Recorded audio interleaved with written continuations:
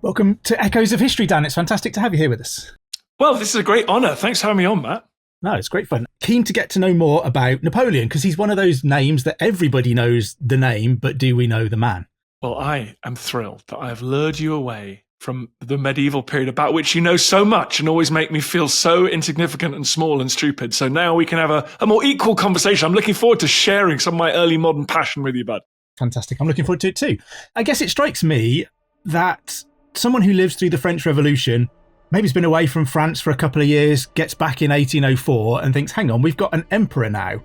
What is going on? That must have seemed weird. So can we start off with a little bit about who Napoleon Bonaparte is and where he comes from? Actually, if that explorer did come back in 1804, as long as he came back right at the end of the year, he'd have discovered that Napoleon had crowned himself, in fact, Emperor of the French. He'd taken the crown from the Pope in the cathedral and placed it on its own head in such an amazing and symbolic way. One of the things that Ridley Scott got right in the recent Napoleon film, France has been through absolute turmoil. And as you know from the periods that you have written about and podcast about so richly, in every great crisis, in every great upheaval, there is opportunity. There is opportunity for the astonishing talent, the maverick, the genius. You see this as Chinese dynasties come and go. You see peasants who go on to become emperors, like the founder of the Han dynasty.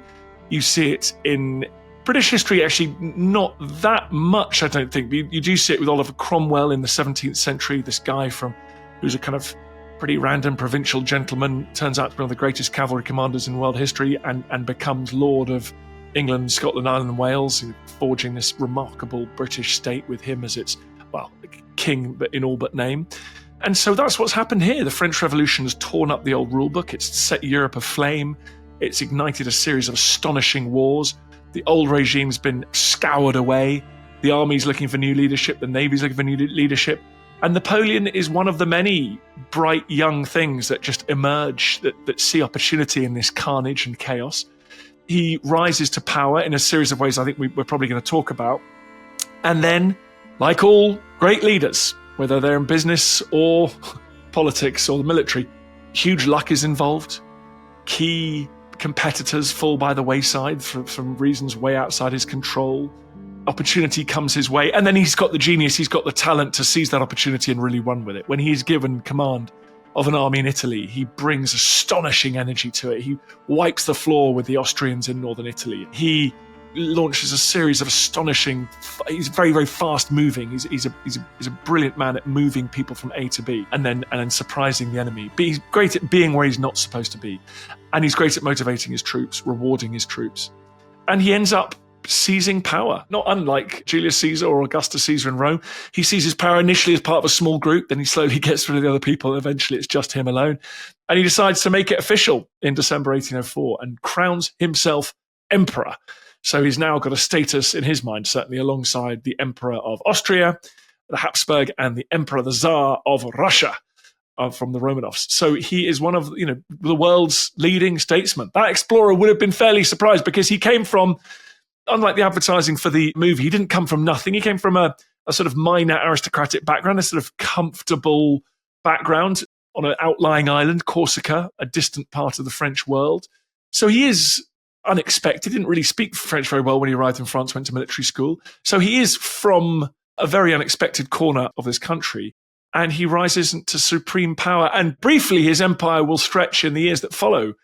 If the explorer stays in Europe, that empire will stretch from Portugal to the gates of Moscow. Enormous European empire that Napoleon carves out, but it survives only very briefly. You mentioned then that he didn't speak French when he arrived in France. What language would he have been speaking? They spoke Corsican, which is a bit more like Italian, really. And indeed, his name, he was actually christened Napoleone di Bonaparte. So as you can see, sounds a little more Italian than French. So he was an outsider. Because of his sort of aristocratic lineage, he was given the French king, because it was still a monarchy at that time, it's pre-revolution. The French king enabled all boys of that lineage to come and have a free military education in France. And so Napoleon turns up, he's bullied, very badly bullied, for being an outsider, being a Corsican, being a bit common. He's not as posh as the other kids in the academy.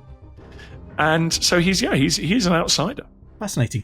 What kind of sources do we have for Napoleon's early life and how reliable are they? Because if he's a guy, not quite coming up from nothing, but relatively coming from nowhere.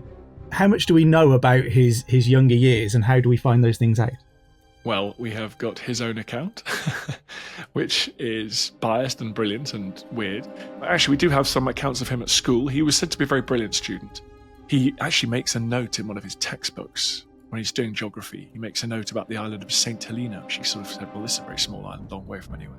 Little did he know that his fate and that of St. Helena would be inextricably linked, for reasons that we may cover towards the end of the podcast. So we have little snippets like that. And then this is an era where there's a popular press, there's a market for books. And so this is an era where people that knew Napoleon would write memoirs, not unlike today. He became the biggest celebrity of the 19th century in many ways. So actually, many books were written about him by people that knew him or historians who looked closely into him at the time of his life and in the years following his death. So we have many stories. And obviously we have to be very careful because, as you know better than anybody as a medievalist, there are biases to these stories. There's no gender. But we think we can piece together a pretty interesting picture of him as a young man. So we've got good sources. We just have to be slightly careful with them. As ever. Stick it on a T-shirt, Matt. Can we always describe Napoleon in those younger years as a kind of passionate patriot? We will associate him inextricably with French patriotism. Was he always like that? You know, he's gone to France to get a military education. Is he kind of devoted to the French state at this point? No, it's very weird. Probably partly because he was bullied and he didn't have a great time in France. He became a very passionate believer in Corsican nationalism, Corsican independence. And this is one of the great ironies.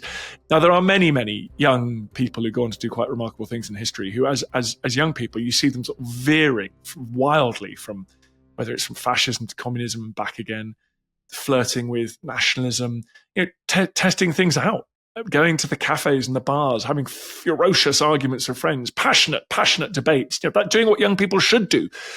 And testing out their ideas. And so initially, Napoleon is a huge fan of Corsican independence. And that was a very real prospect. I mean, there was a huge separatist movement in Corsica, and it would come to blows, and Napoleon would take part in that conflict during the revolution. But yes, so his commitment to France was not evident right from the beginning. It's interesting how many of these key figures from history, as you say, they are willing to open themselves up to a whole range of ideas that might seem contradictory, but what you're seeing, I guess, is a personality that's willing to try anything and dabble with anything and invest in something to find out whether it's right or not.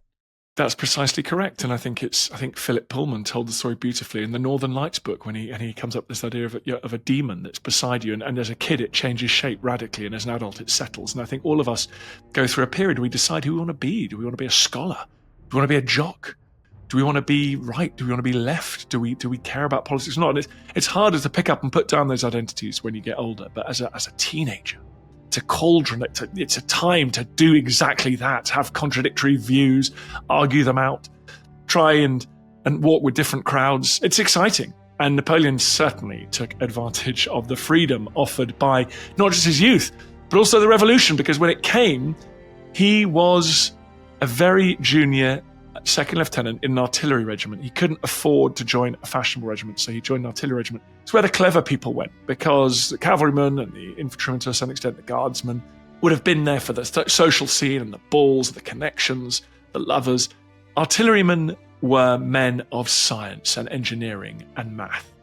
And so it sort of suited him. It suited his social status, his lack of money, and also his brain. He was very, very good at it. So he's the most junior officer in the French army, in an unfashionable part of the French army, stuck away there, looking at graphs and diagrams, how to make a mortar fire and artillery fire more efficient.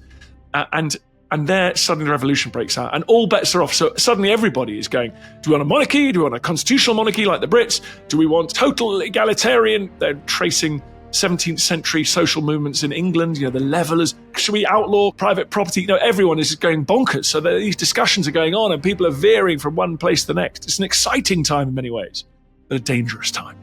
Yeah, I was going to say that as someone who will have himself crowned as an emperor afterwards, I would have imagined Napoleon being on the side of the crown and the king during the French Revolution. But maybe if we're at this stage where he's playing with ideas in his life, maybe that's not right. I don't know. Where does Napoleon sit in the revolution? We could have a whole podcast about that, Matthew. Let me tell you. Initially, he does seem to have welcomed the end of absolute monarchy. for people like him, there was no question that his career was going to be enhanced in a world where there was a little bit more meritocracy. So, and remember, a lot of these people initially lobbying for revolution, we might describe them as kind of upper middle class people who want a piece of the action as well. These are not people absolutely committed to full democracy, enfranchising everyone, including women, for example. There are all sorts of different shades of revolutionary. And it seems like Napoleon initially welcomed it, and also very much welcomed it, because he believed it would help Corsican nationalism. It would help Corsica become independent. And he thought the revolution would loosen the sort of autocratic ties that bound France together, and therefore Corsica could drift further away from France, have its own identity, have its own parliament and constitution. It does seem, though, that he didn't want outright independence at this point. He liked the idea of Corsica within a revolutionary, more modern French state. So he thought that Corsican aspirations could be met if they were treated with respect and had a measure of self-government within this French state. So you then get a three-way fight in Corsica, which he plays a part in. He commands a battalion at one point, which is approximately 500 men. So he's fighting in Corsica royalists who just want the ancien regime. They want King Louis back and they don't want any change. There are revolutionaries, and then there are Corsican outright nationalists, outright separatists. And so he's walking the middle path. He's trying to represent the French revolutionary government in Corsica. Interesting. So he's already made that shift from Corsican independence to being able to see a role for Corsica in a new France, a revolutionary France, so that Corsica maybe maintains power of being associated with France, but becomes a much more modern place too. Exactly, and in which, surprise, surprise, Corsicans like him can flourish within the wider French state. So he's like, I no longer need to secede from France in order to kind of meet my ambitions, which are motivation as old as time. How then do we start to see Napoleon begin to rise to prominence? So we've had him as a really junior officer during the French Revolution. How does he begin to climb up and become much more prominent? Well, this is the most extraordinary moment. This is where, in the lives of all the great leaders, certainly the great leaders who've pulled themselves up by their own bootstraps, in those careers, there is always the most astonishing bit of luck. Napoleon's driven out of Corsica. He ends up as a pretty marginalized, itinerant guy wandering around the south of France, taking part in the local and regional discussions around the revolution. At this point, speaking up for what's going on in Paris, the Jacobins, the National Convention, speaking up for the revolutionary regime, effectively, in Paris. He's knocking about in the south of France, and then something astonishing happens. French royalists, so anti-revolutionaries, take the city of Toulon, which is the HQ of the French Mediterranean Navy, so enormously important naval base, like Portsmouth in the UK, but in France. And they invite the British, can you believe it? They invite the British in, and together the French royalists and the British have this foothold in France. They control Toulon, hoping it would be a sort of a nodal point from which royalists could spread out and recapture, wind back the revolution. This would be the engine of counter-revolution. And it just turns out that one of Napoleon's fellow Corsicans was sent there by the Republican forces trying to contain or try and take on this threat in Toulon. And he knew that Napoleon knew about artillery, and he's like, geez, I just need to find someone who knows about guns. He calls up Napoleon and says, come on, give me a hand. You're in the area, give me a hand. So geography, timing, enemy action, and personal connection all come together in this potent cocktail, and they blast Napoleon onto the French stage, the world stage, the European stage, and he never ever looks back. Key thing is luck gets him there, and he capitalizes on that luck with brilliance and hard work. He is a very good artillery officer. He is very smart. He scours the surrounding countryside for old guns left over from the 7 Years' War, sitting outside pubs and restaurants and sitting in town squares, whatever it is, lying around in old arsenals. And he gathers them all together, works out where he's gone, he melts down, he creates shot for these guns, and he positions these guns brilliantly. Really, he comes up with a plan to besiege Toulon. He reduces these outlying forts one by one and then makes Toulon completely untenable for the Royal Navy. Now, unlike the film, sorry to mention this again, he does not set fire to the Royal Navy. The Royal Navy sort of withdraw to avoid that eventuality. The revolutionary government of France recaptured the city in December 1793, and Napoleon is the star of the show. Yeah, as you say, it's very interesting how often even the most brilliant people do need that moment of luck to get them there. It's a combination of, you say, the luck to get there and the brilliance to remain there. It's interesting how often that happens, I think.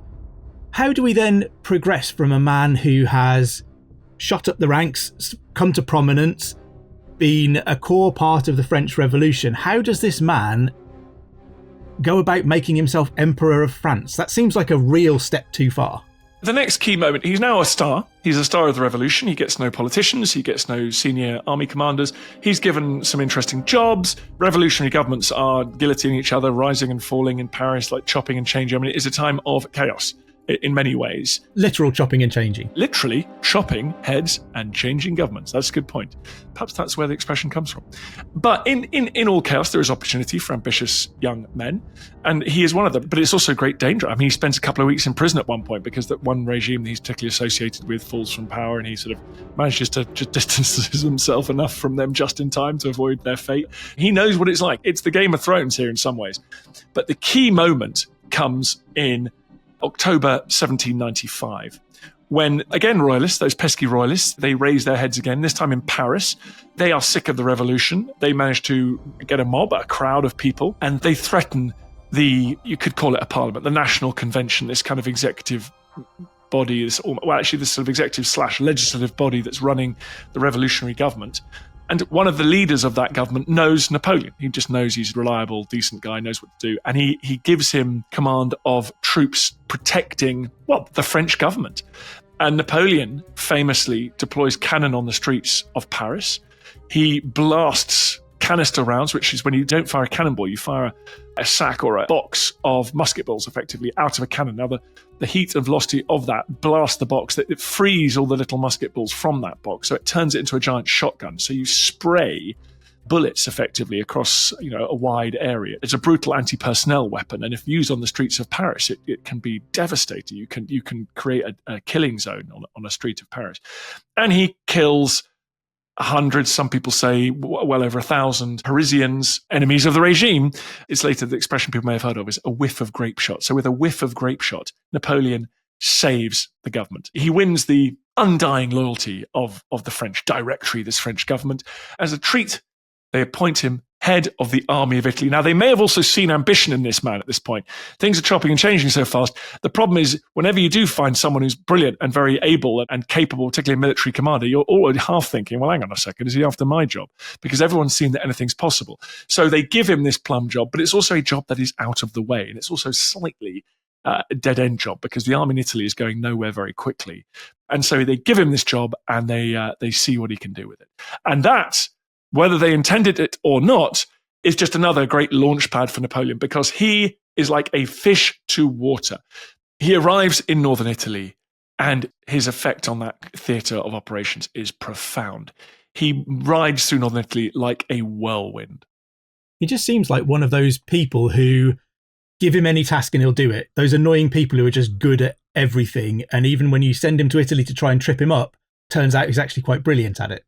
The kingdom in northwest Italy at that point, slightly various names, but it's in Piedmont. And Napoleon knocks it out in a fortnight. And then he turns his focus on the Austrians, who at that point have control lands in northern Italy, and drives them back again and again and again, humiliates the Austrians. And with every victory, his men gain more supplies, gain more courage, gain more belief. He is very good at rewarding his men. The French armies loot and pillage their way across northern Italy. He enriches his men. He understands, he motivates them. He knows what they want. And he's a kind of charismatic, talismanic figure. You start to see him. He is not usually on the front line. There was a point at one battle, the Battle of Arcally, where he seizes the flag. The people may have seen portraits of him in the thick of the action. He sort of seizes the flag, tricolor, and he runs forward. And he comes under fire, and his troops surge to go and rescue him. But that's not his absolute strong point. He's just a phenomenal organizer. He looks at maps. He sees the routes along which the armies should travel. He knows when to spread his troops out. so that they don't get too hungry. The problem is in this period, you can't bring food to an army. You have to bring the army to food, is the old expression. In the 19th century, you got railways and tinned food, and then you get frozen beef and stuff. You can bring enormous amounts of supplies from anywhere to anywhere, in fact. You can sustain an army on the Western Front for 4 years in muddy trenches. You can't do that in this period, this early modern period.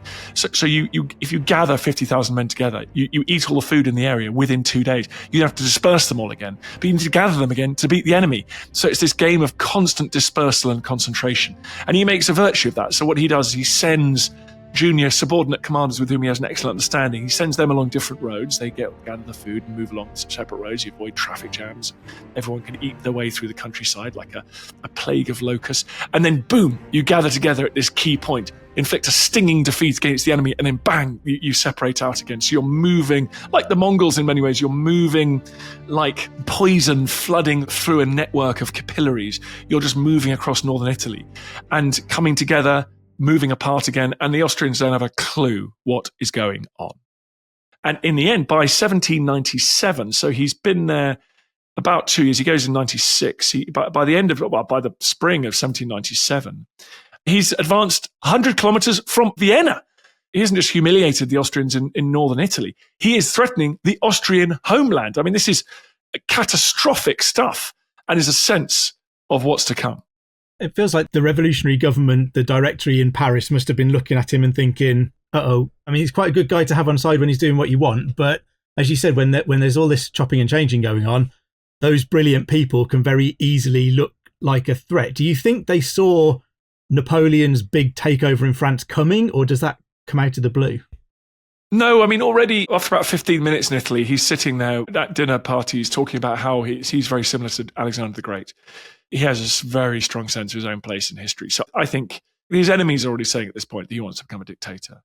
You know, he's doing extraordinary things. He ends 1,000 years of independence for Venice. Venice has pretty much been independent since the post-classical era, basically. And Bonaparte marches on Venice, threatens to batter it with artillery. You know, he's an artilleryman. He's a great quote from Bonaparte. He goes, "It is with the guns that one makes war." And that's very prescient, because that's the 20th century. First and Second World War, you make war with artillery. You blast enemy positions, you make them untenable. Then you send infantry in to secure. It's still a hard job, still a miserable job. The gun takes ground, the infantry hold it. And today, people will see in Ukraine, it's all about artillery fights, all about shells. It's overwhelming firepower. Drive an enemy out, kill an enemy out, drive them out, make them surrender, demoralize them. And then you take that ground and hold it with your own infantry. And Napoleon gets that. I mean, he pioneers that, and he wins in northern Italy. He wins nearly 20 pitched battles. He extracts astonishing amounts of wealth from northern Italy. He steals paintings and jewels. I went to Genoa once and I held this beautiful jar of vase, and it's got a crack in it, and it's been fixed, and it was cracked because Napoleon dropped it on the floor when he was looting the Genoese treasury there. And he's acting like a politician. He starts newspapers to become sort of PR engines for him. This is not a man who's like, I'm just interested in military affairs, please direct all political questions by civilian overseers. Like, this is someone who from the beginning is, well, it's clear he's got political ambition. Yeah. And how then does he go about justifying appointing himself as emperor of a newly unroyalized France? You know, there is no monarchy, there is no king. How does he suddenly justify becoming an emperor? Well, there's a series of coups. More and more people are purged from the government, and then people go, look, let's use Napoleon to get rid of our enemies in Paris. So he does that for them. And then, of course, they realize, wow, now we depend on Napoleon, aren't we? So he just gets closer and closer and closer to the very heart of government until he is the de facto ruler of France. We should say he does go via Egypt. I mean, it's a completely bonkers episode in his life. He decides that he's going to, partly to emulate Alexander the Great, he's going to conquer Asia, and partly to destroy the British in India. He's going to go to Egypt, he's going to march across the Middle East, and then he's going to go to India, make common cause with anti-British Indian princes and drive the British out of India. And having done that, that will bankrupt the British. I mean, it's a long way around. That shows how hard it was to cross the English Channel. If you're going to India to try and hurt the Brits, it just shows how safe the Brits felt in their home island. Anyway, so he goes to Egypt, he manages to conquer Egypt briefly, but the Brits catch up with them there. Nelson famously destroys Napoleon's fleet off the coast of Egypt. Napoleon is forced to sneak home, abandoning his army in Egypt, who then wither on the vine have a terrible time. And he then sneaks home. When he sneaks home, he overthrows the government again, this time with even sort of a small band, one of whom was one of his brothers, in fact.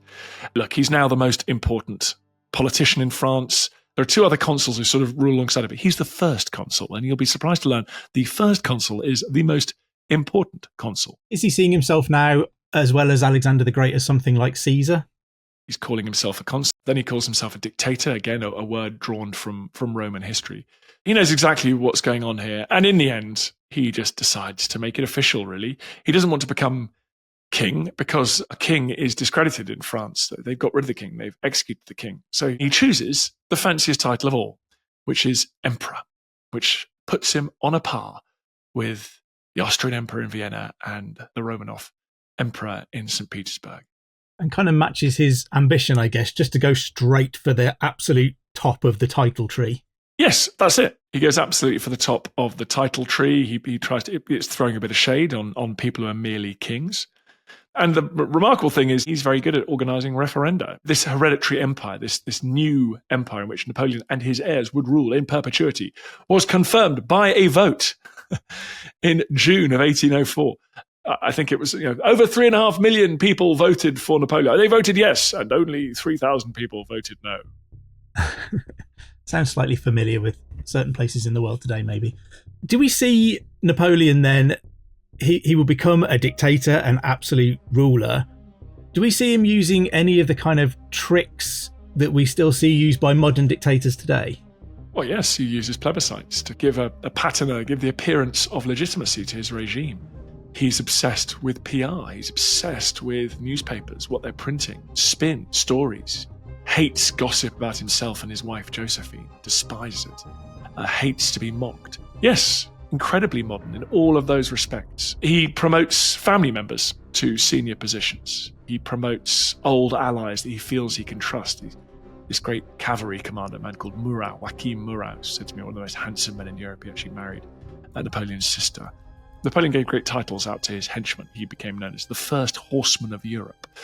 Actually, he helped Napoleon in his early career clear the streets of Paris in that anti-revolutionary government riot.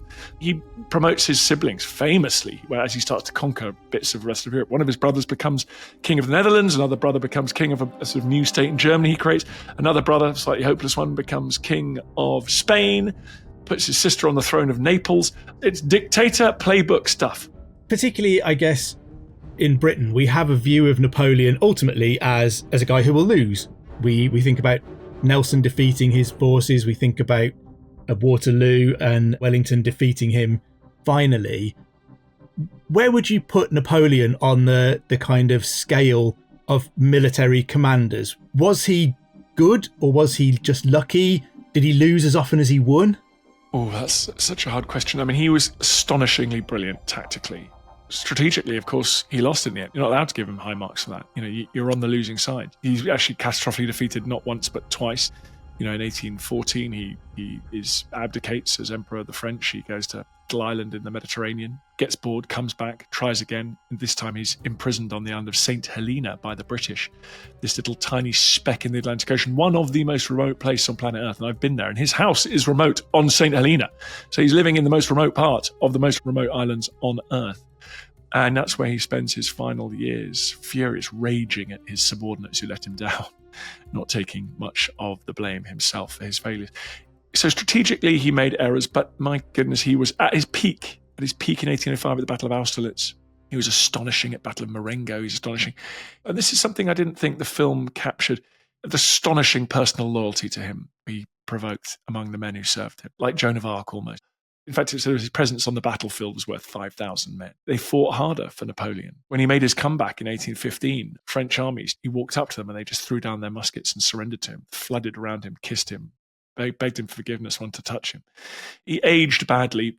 By 1811, 12, 13, 14, 15, he's suffering. We think he had stomach very bad. He was in pain, stomach ulcer, he may have had cancer. But he had, I think, pretty multiple medical ailments by that stage. Piles, for example, it was not comfortable to sit on a horse. So he was not the same man he'd been at Austerlitz when he stayed up all night, placing units, making sure everybody knew the plan, acting with such energy and decision. Astonishing. He came to rely on overwhelming numbers. His battles got less subtle as he went on. He just used great battering rams. He didn't care for the suffering of his own men. He would use troops, he'd send troops forward in overwhelming numbers until enemy positions were taken. The slaughter of some of his later battles, like the battle outside Moscow, the Battle of Borodino in 1812, which was a victory, but one of the bloodiest battles in history to that point. So he becomes slightly lazier, but he is an astonishing commander. In the end, overreached himself, invaded Spain. The Spanish campaign became an ulcer that something like 250,000 French soldiers were killed, disabled in that Spanish campaign. He invaded Russia, which destroyed an army of 600,000 men, left him with a handful of men, staggering back across Europe as a fugitive. He just went too far. It's amazing. I mean, none of this is my period, but it strikes me as incredible that no one ever learns the peril of fighting a battle on two fronts, particularly when you invade Russia. Whether it's overconfidence or believing their own myth, you seem to get these leaders who just decide to open fronts of war everywhere, and that is ultimately their downfall. Yes, that's a very good point. I think you believe your own invincibility. You believe somehow that the hand of destiny is touching you. Fate has singled you out. And of course, that's the problem. It can feel like that. If you're Napoleon, everything goes right. Everything you touch turns to gold for about 5 or 6 years. And you think, well, there you go. That's just luck. And that can stop and it can change. I think that's an element of that. The other element, if you and I were French, we're having this conversation, we'd be talking about British belligerence. I have to be open to the critique that actually Napoleon sort of may have wanted peace at some. I personally don't think I do buy this critique, but historians argue about it, that there's a point at which Napoleon's like, look, just leave me alone, Britain. Leave me alone. You enjoy your empire, the rest of the world. I want to run Western Europe. And we can normalize relations. And I won't have to attack Spain. I won't have to attack Russia. I won't have to extend this war, because what he was doing when he's attacking Spain and Portugal and Russia and all these, he's trying to get at the Brits, like Hitler in 1941. It seems crazy given what we know. And we think of, Hitler, of course he wanted a big empire in the East. He wanted to smash Bolshevism. But he needs to defeat the British. And Napoleon needs to defeat the British because they were intransigent in their opposition to both Napoleon and Hitler. And so both of them decide that the easiest thing to do is not to sail across the English Channel, because the Royal Navy is the most powerful fleet in the world and will destroy them. That's not an option. The only other option then is knock out Britain's ally or potential ally on the continent, and that is Russia or the Soviet Union or whatever. Both of them discovered that the road to London lay through Moscow. That's a crazy thought, but it's true. And so there is a group in France who will just say, Napoleon was fine. It's the Brits who forced him into this, making these decisions time and again to prolong the war, to expand the war. I'm not sure I buy that personally. What would you say are some of the legacies of Napoleon? Because weirdly, for an absolute ruler, he's considered to have a fairly significant legacy around democracy in Europe, which seems like a bit of a juxtaposition to me. Yeah, that's a really good question, Matt. And this is super complicated and very much is tied up with how the 19th century came to see Napoleon, how he's remembered. All sorts of things are true at once, and it can be very confusing. If Napoleon and his troops arrived in a city, it was a time of slaughter and abuse and savagery and plunder. But he would also then break the hold of the Catholic Church. He would break the hold of traditional aristocracies. He would introduce a more egalitarian law code. He would make sure that modern ideas around sanitation were introduced. He would encourage citizens to have rights, albeit within the universe of his absolute power. These Napoleonic conquests of nearly all of Europe awakened aspiration in those people. And it was an aspiration that would be rekindled through the 19th century every time there was a revolution against those ancient, those ancien regime, those old school forces that had reasserted themselves after Napoleon, that the church had come back in, the traditional hierarchies had been reintroduced, the prince bishops, the dukes, the kings. Some people were able to look back this Napoleonic period and think that was a time when the door was opened. We had a vision of the future, albeit at the barrel of a musket, at the end of a bayonet, and albeit accompanied by hardship and brutality. But the door opened a chink there, and that's the future we want. And so you're right. So strangely, Napoleon, in some places across Germany, across Italy, and even across parts of Spain, in some places becomes associated with modernity and a rights-based, I don't want to say democratic system, but a rights-based liberal order. Yeah, really interesting. And I guess we ought to deal with the myth that he was a very short man. It's an important one, everyone. Never cease to amaze. Napoleon was 5'7". He was 1.7 meters tall. He was not a tall man, but he was an average height for the time. He was average. He was dismissed as small in British propaganda, in satirical magazines, in cartoons, in the popular press, literally trying to belittle Napoleon. And the reputation has stuck. So next time you go around saying someone's got Napoleon complex, they may be a megalomaniac, but it's not because they are particularly short, because Napoleon was average. Well, thank you so much for joining us, Dan. I mean, I would also say that anyone who stands next to you is going to look tiny, so I'm sure Napoleon would have looked like a very small man next to you. But it's been absolutely fantastic to have you join us on Echoes of History and to find out a whole load more about this man right at the centre of the French Revolution of Assassin's Creed unity. Thanks very much, Dan. What a treat. Thank you very much. Thanks for watching Echoes of History. If you've enjoyed this video and want to learn more about the real history behind the Assassin's Creed games, then subscribe for more episodes. You can check out the extended interviews wherever you get your podcasts by clicking on the link in the description. And you should probably also click one of the links that's somewhere on the screen. Wherever they are, do it